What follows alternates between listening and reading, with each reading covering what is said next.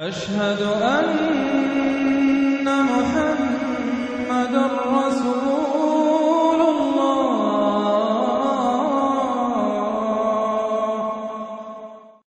سورۃ الغاشیہ۔ بسم اللہ الرحمن الرحیم۔ هل اتاک حدیث الغاشیہ؟ کیا پہنچ چکی ہے تمہارے پاس اس ڈھانپ لینے والے کی خبر؟ وہ جب آئے گی قیامت ڈھانپ لے گی۔ وجوہ یومئذ خاشعہ، یہ مضمون دیکھیے سورہ قیامت میں بھی آیا تھا۔ وجوہ یومئذ ناظرۃ الی ربہا ناظرہ ووجوہ یومئذ باسرۃ تظن ان یفعل بہا فاقرہ۔ پھر سورہ عبس میں آ چکا ہے وجوہ یومئذ مسفرۃ ضاحکۃ مستبشرہ ووجوہ یومئذ علیہا غبرۃ ترہقہا قطرہ۔ یہاں دیکھیے وجوہ یومئذ خاشعہ، بہت سے چہرے اس دن ہوں گے ذلیل ہوئے دبے ہوئے جھکے ہوئے، عاملۃ ناصبہ، ایسے کہ جیسے بڑی کوئی مشقت جھیلی ہے، اس کا تکان کے اثرات ہے، ایگزاسٹڈ ہے۔ تصلی نارا حامیہ، وہ داخل ہوں گے ایک تپتی ہوئی آگ میں، دہتی ہوئی آگ میں۔ تسقی من عین آنیہ، انہیں پلایا جائے گا وہ پانی کے جو کھولتا ہوا ہوگا، ایک ایسا چشمہ جس کا پانی کھولتا ہوا ہوگا۔ لیس لہم طعام الا من ضریع، نہیں ہوگا ان کے لیے کھانے کے لیے غذا مگر جھاڑ کانٹوں والی جھاڑیاں، یا وہ زقوم جس کا ذکر پہلے ہو چکا ہے۔ لا یسمن ولا یغنی من جوع، نہ تو وہ موٹا کرے اور نہ وہ بھوک ہی کو مٹائے۔ یعنی یہ کہ کھانے کے دو ہی فائدے ہوتے ہیں، آپ کے جسم کو تقویت حاصل ہو، یا یہ کہ کم سے کم بھوک کا احساس تو ختم ہو جائے۔ ان دونوں میں سے کوئی شے نہیں ہوگی۔ اب اس کے برعکس وجوہ یومئذ ناعمہ، بہت سے چہرے ہوں گے اس روز تر و تازہ، جیسے کہ ناز و نام میں پلے ہوئے لوگ ہوتے ہیں ان کے چہرے۔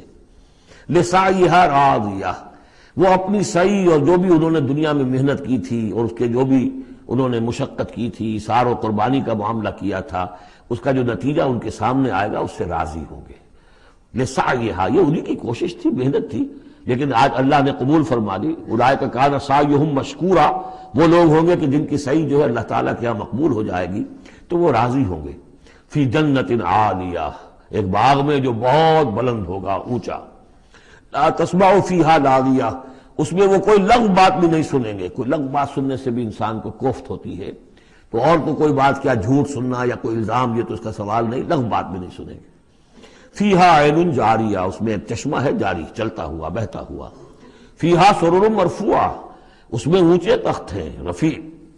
واکواب موضوعہ، اور آب خورے ہیں، کپس ہیں، جام ہیں کہ جو رکھے ہوئے بڑے حساب سے، بڑی عمدگی سے چنے ہوئے۔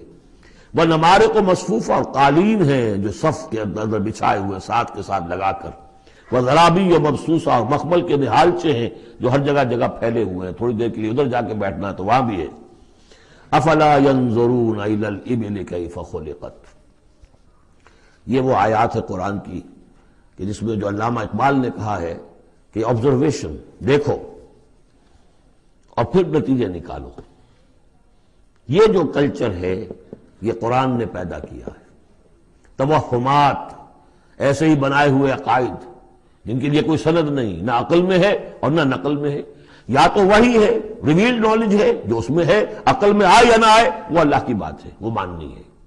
لیکن اس کے بعد اس سے ماورا کوئی بات جو خلاف عقل ہے وہ نہیں مانیں گے۔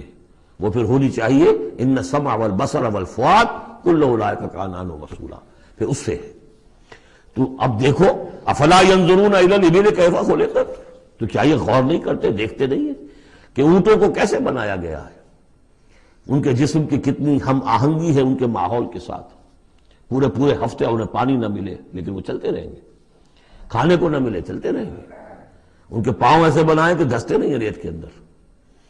کیف خلقت وإلی السماء کیف رفعت، اور آسمان کیسے اس کو بلند کیا گیا ہے۔ یہ اسٹرانومی والوں کا فیلڈ ہے، وہ سمجھے کیسے ہے یہ۔ وإلی الجبال کیف نصبت، اور یہ جو پہاڑ ہے یہ کیسے گاڑ دیے گئے، یہ جیولوجی والوں کا فیلڈ ہے، وہ اس پر تحقیق کریں۔ وإلی الأرض کیف سطحت، اور زمین کو نہیں دیکھتے کیسی بچھا دی گئی ہے۔ ویسے اس کا ایک خاص وہ سمجھ لیجئے پس منظر بھی ہے کہ کن چیزوں کی طرف، ویسے تو ہر کائنات کی ہر شے اللہ کی نشانی ہے۔ ان فی خلق السماوات والارض واختلاف اللیل والنہار والفلک التی تجری فی البحر بما ینفع الناس وما انزل اللہ من السماء من ماء فاحیا به الارض بعد موتها وبث فيها من كل دابة وتصريف الرياح والسحاب المسخر بين السماء لآيات لقوم يعقلون. ہر شے آیت ہے. شیخ سعدی کہتے ہیں برگ درختان سبز در نظر ہوشیار ہر ورق دفترست از معرفت کردگار. یہ جو درخت ہیں ان کے جو پتے ہیں یہ ہرے ہرے پتے، جو دیکھنے والی آنکھ ہے اس کو تو یہ ان میں سے ہر پتا ایک دفتر نظر آتا ہے معرفت کا، اللہ تعالیٰ کی معرفت کا. اور آج ہمیں معلوم ہوا ہے کچھ نہ کچھ. آج سے پہلے لوگوں کو معلوم نہیں تھا کہ ہر پتے میں ایک فیکٹری ہے، فوٹو سنتھسس کی فیکٹری ہے، کہ جو یہ سولر انرجی ہے اسے وہ جذب کر رہی ہے اور اس کو جو ہے کنورٹ کر رہی ہے. وہی انرجی ہے جو لکڑی کے اندر سٹور ہو رہی ہے، پھر آپ لکڑی جلا کر نکال لیتے ہیں. یہ آگ کہاں سے آ گئی؟ وہی سولر انرجی، اس کی سورس وہی ہے.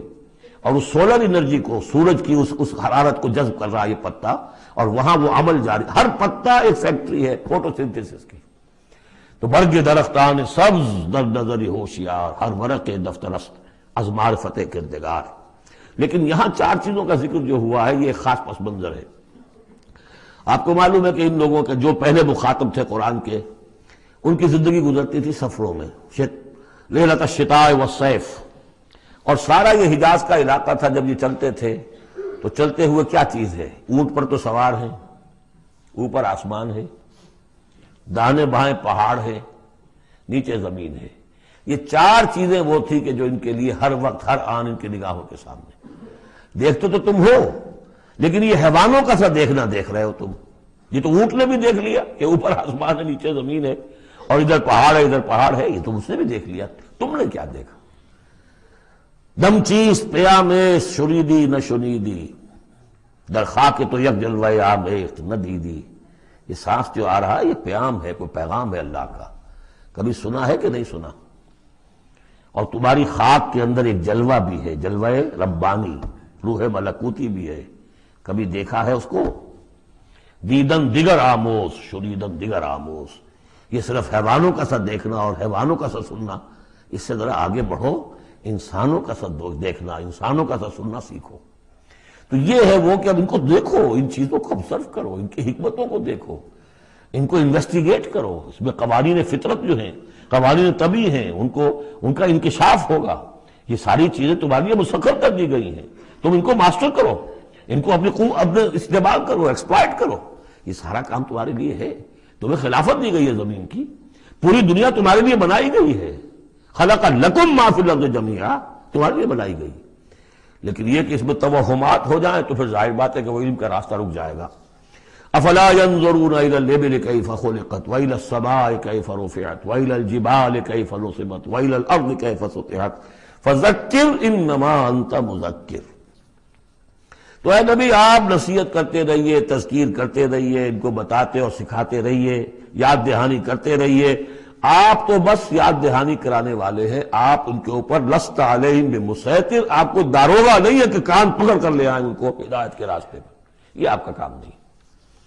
الا من تولا وکفر، سوائے اس کے کہ جس نے منہ موڑا اور کفر کیا. فیعذبہ اللہ العذاب الاکبر، پھر اس کو تو اللہ عذاب دے گا، سب سے بڑا عذاب. کیوں سب سے بڑا عذاب؟ رسول کے آنے کے بعد جبکہ حق بالکل عریاں ہو کر سامنے آ جائے، کوئی شک و شبہ باقی نہ رہے، ان کی سیرت کے بارے میں، ان کی شخصیت کے بارے میں کوئی داغ نہیں، کوئی دھبا نہیں، کوئی انگلی اٹھ نہیں سکتی. اور جس طریقے سے آیات ربانیہ انہوں نے پڑھ پڑھ کر سنا دی ہیں، اب بھی اگر کوئی نہیں ہے تو معلوم ہوا کوئی خیر نہیں ان کے اندر. اب یہ شدید ترین عذاب کے مستحق ہیں.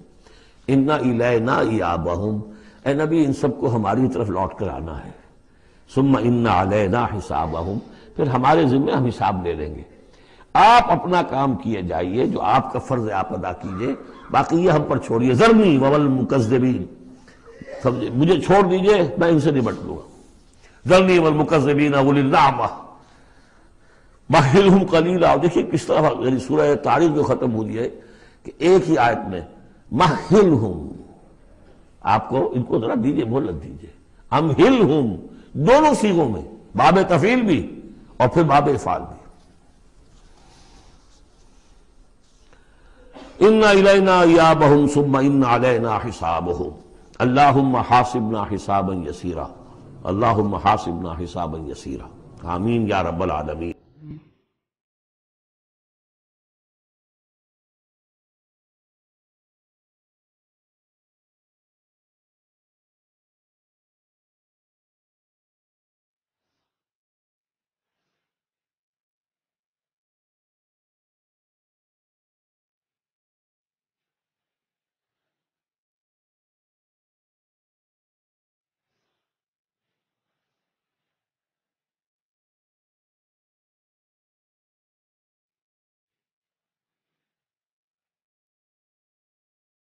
مولاي